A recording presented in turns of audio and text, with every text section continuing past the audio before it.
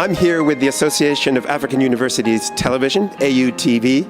I just want to say that without the media, you won't know what's going on in the world. Even with the media, you sometimes don't know what's going on in the world.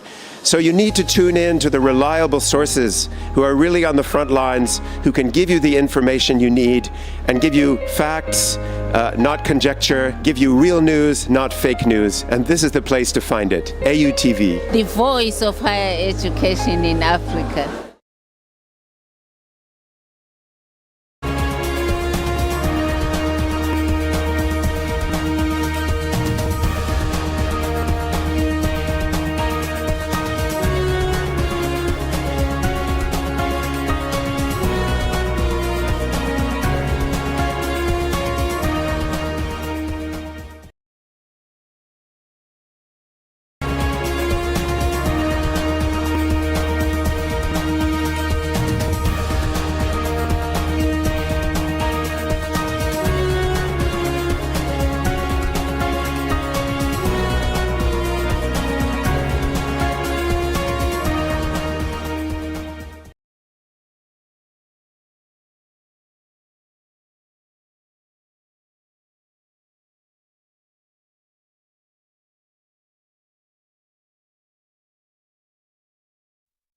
It's 12 o'clock GMT and you're welcome to the AAU TV Mid-week News. We're coming to you live from the headquarters of the Association of African Universities here in Accra, Ghana. Now to our headlines for today. In higher education, South African universities lead regional rankings. In discovery, solar microgrids power Africa's future. In entertainment, Cambridge transfers Benin bronze to Nigeria. An international, former Ukrainian energy chief held in probe.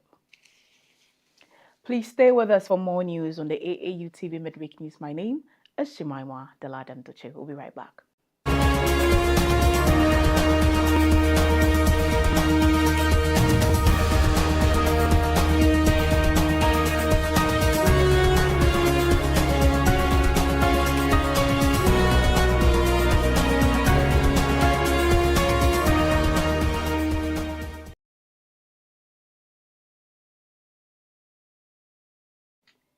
Welcome back now to the news in detail.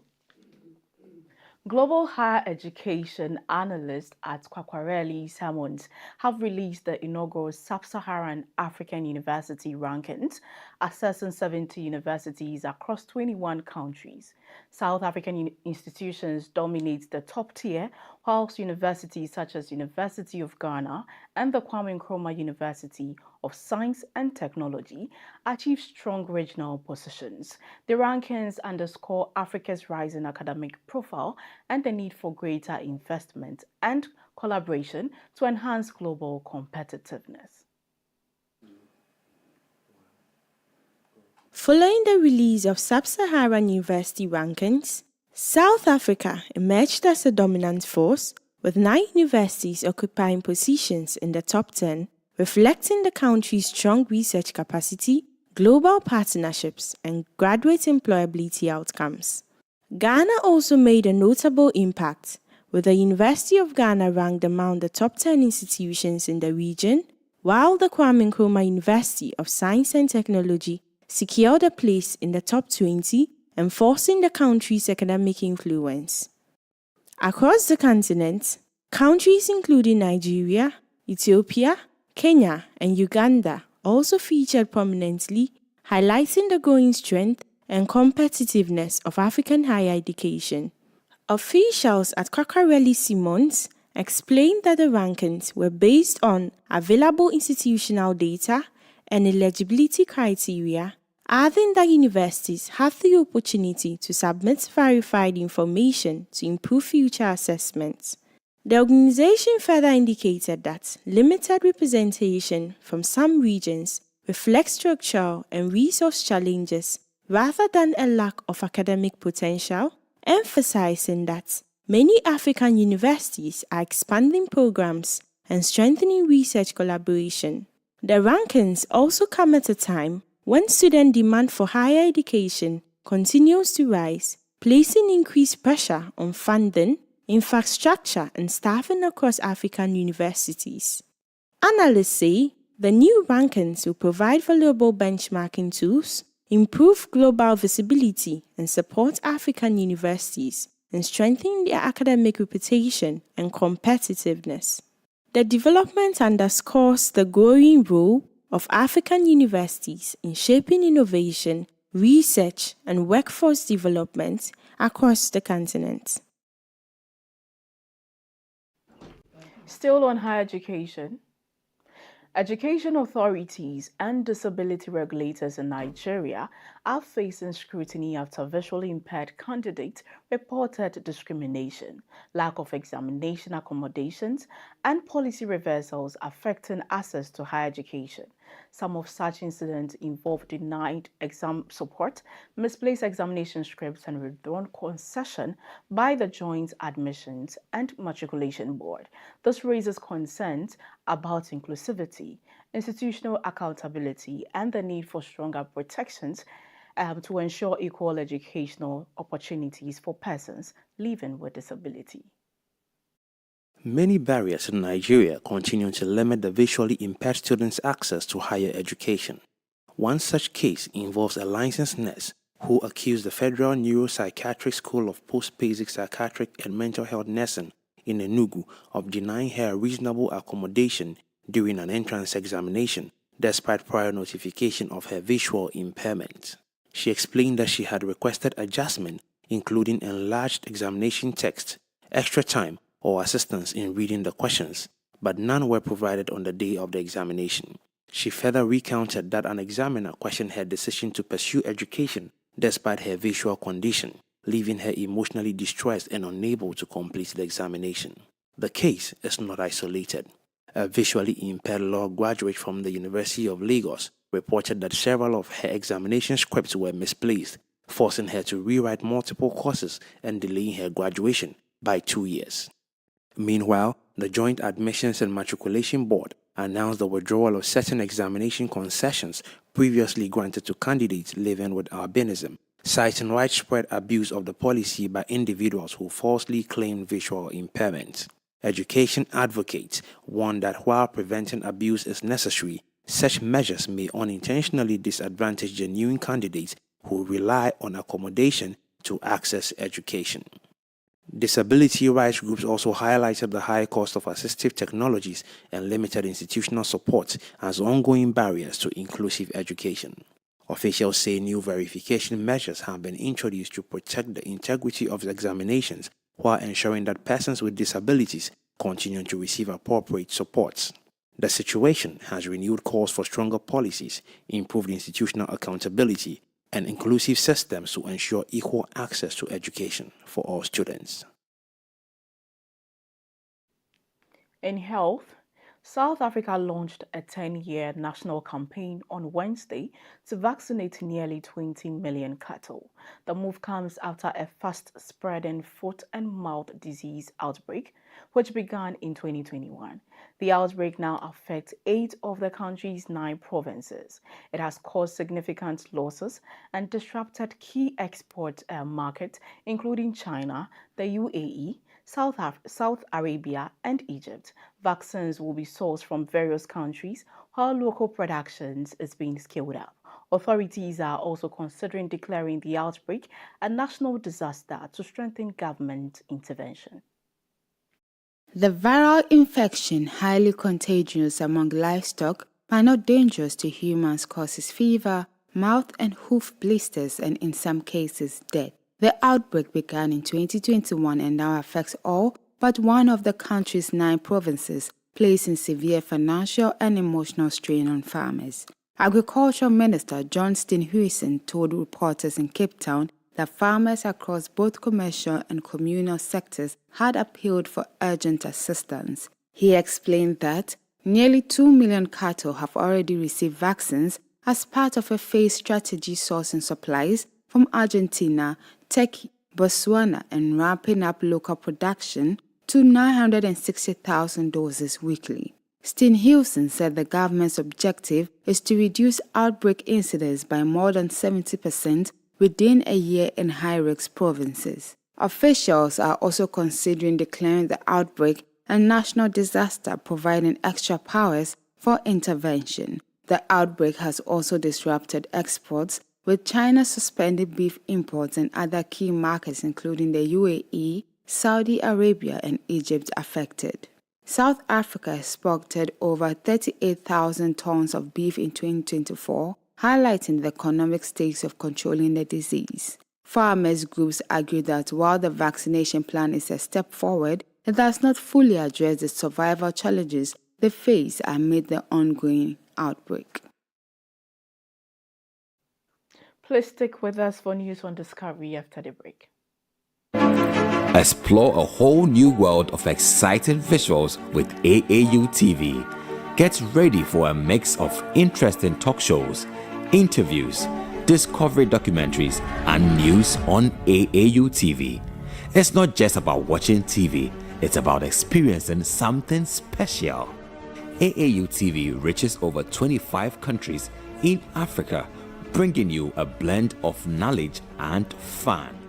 Learn about different cultures as you enjoy the shows. If you have events or want to showcase your business, we've got you covered. Watch AAU TV free-to-air channel on satellite. Connect with us on Facebook, Instagram, and X, formerly known as Twitter, at AAU TV. Reach out on call or WhatsApp us at +233 26 629 6601 or +233 20 399 5210. AAU TV, the voice of higher education in Africa.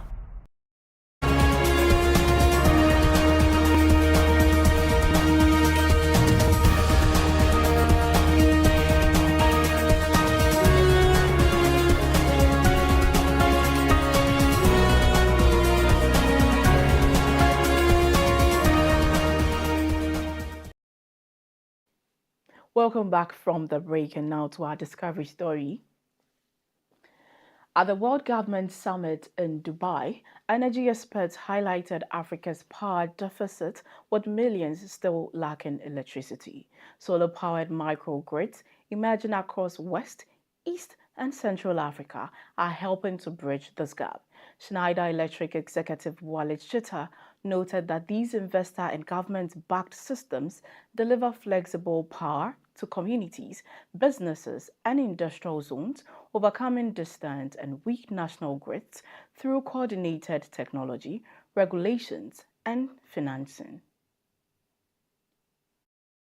Access to electricity in Africa remains a pressing challenge, with hundreds of millions of people still living without power. At the World Government Summit in Dubai, experts explored emerging solutions. Walid Sheita, Schneider Electric's president of Africa and the Middle East, explained that a single interconnected grid cannot meet the continent's needs. Africa's vast size and dispersed population makes a unified network complex and costly. Instead, solar power microgrids are gaining momentum. Sheita said these small localized networks can supply electricity to towns, villages, and even commercial areas.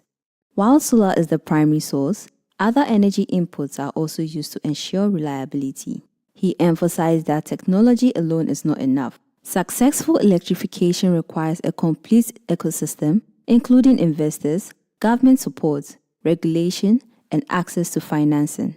Donors and private companies play key roles in scaling these solutions. Some of the most dynamic microgrid markets are in Nigeria, Kenya, and some parts of Central Africa. The models is not limited to rural areas. Hotels, offices, and industrial zones can benefit, particularly where natural grids are unstable. Managing multiple energy sources has become a key skill, combining grid power with on-site generation. Sheita said, many companies are entering this sector, making Africa's energy transition an exciting and rapidly evolving opportunity. We'll be back with news on sport and entertainment. Stay tuned.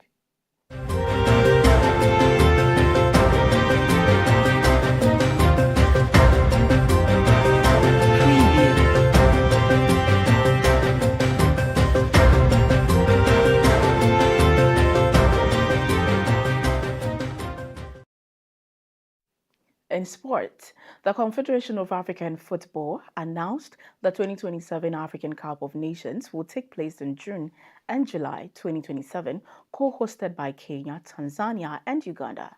Despite doubts over infrastructure readiness and Kenya's general election, CAF President Patrice Motsepe said claims of delay or relocation were unfolded. Officials will inspect facilities in all three countries to ensure tournament preparations are on track with the aim of delivering a successful continental showcase and expanding the competition in Africa editions. The Confederation of African Football President Patrice Motsepe confirmed that Kenya, Tanzania, and Uganda will co-host the tournament. Motsepe dismissed reports suggesting the event would be delayed or moved, calling them totally unfounded. Doubts have been raised about whether the three East African countries will have the necessary infrastructure ready in time. Nicholas Musonye, chair of Kenya's local organizing committee, said postponing to 2028 might benefit Kenya because of its general election in August 2027. However, Motsepe expressed confidence that the tournament will be enormously successful. He praised African football leaders, describing them as world-class. CAF officials are currently inspecting facilities across the three host nations. The review will continue to ensure readiness. The 2027 edition will mark a mid-year AFCON, a commitment CAF has made since 2019. Previous editions were held in January, February, or December. Motsepe also confirmed that Morocco remains the official host of the 2026 Women's African Cup of Nations, scheduled to start on 17th March. He emphasized that the WAFCON will proceed as planned because it is a qualifier for the 2027 Women's World Cup. CAF continues to plan for the future, hoping to expand AFCON from 24 to 28 teams in upcoming editions.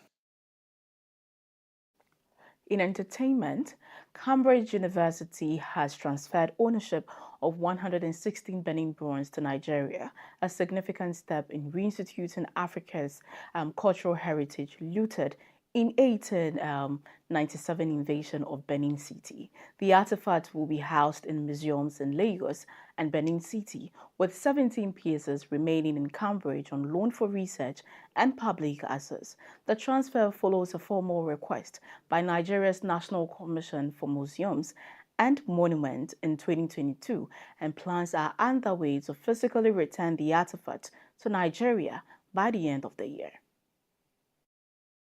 Ownership of more than 100 Benin bronzes held at the University of Cambridge has been officially transferred to Nigeria in a landmark move addressing the legacy of colonial-era looting. The artifacts were taken by British forces during the 1897 occupation of Benin City and has been hosted for decades at the university's Museum of Archaeology and Anthropology. Following a formal request by Nigeria's National Commission for Museums and Monuments and approved by UK authorities, 116 objects will now be returned. Planning for the physical transfer is underway, with most of the artifacts expected to arrive in Nigeria before the end of the year. They will be displayed in museums in Lagos and Benin City, while a small number will remain on temporal loan in Cambridge for research and public education. The return reflects growing international support for the restitution of cultural heritage and is seen as an important step towards restoring historical justice, cultural identity, and dignity to the communities from which the artifacts were taken.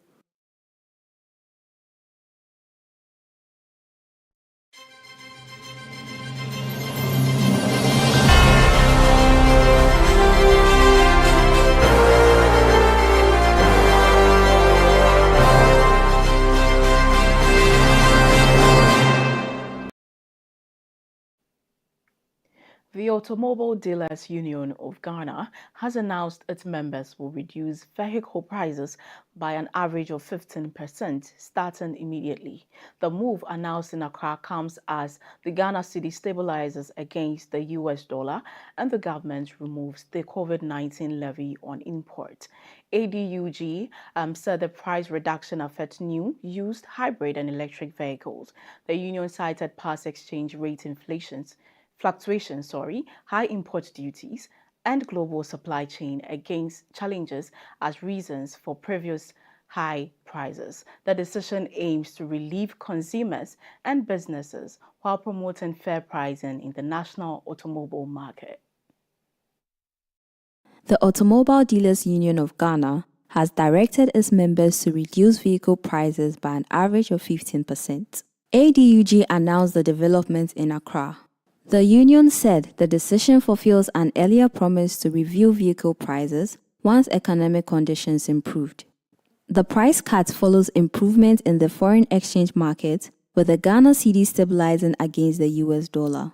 The government's removal of the COVID-19 levy on imports also helped ease costs. ADUG explained that past fluctuations in exchange rates, high import duties, shipping costs, and global supply chain disruptions had previously driven vehicle prices higher.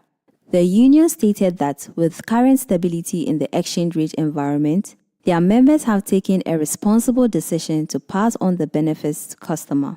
The reductions cover a wide range of vehicles, including brand new cars, used vehicle, and hybrid and electric models. ADUG described the move as an act of good faith and national responsibility. The union reaffirmed its commitment to fair pricing and customer protection in Ghana's automobile market.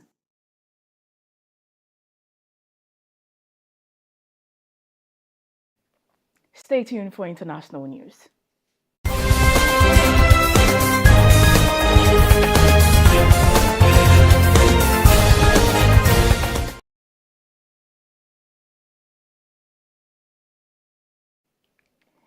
Heyman Halusheko, former Energy and briefly Justice Minister of Ukraine, was detained while attempting to leave the country on Sunday.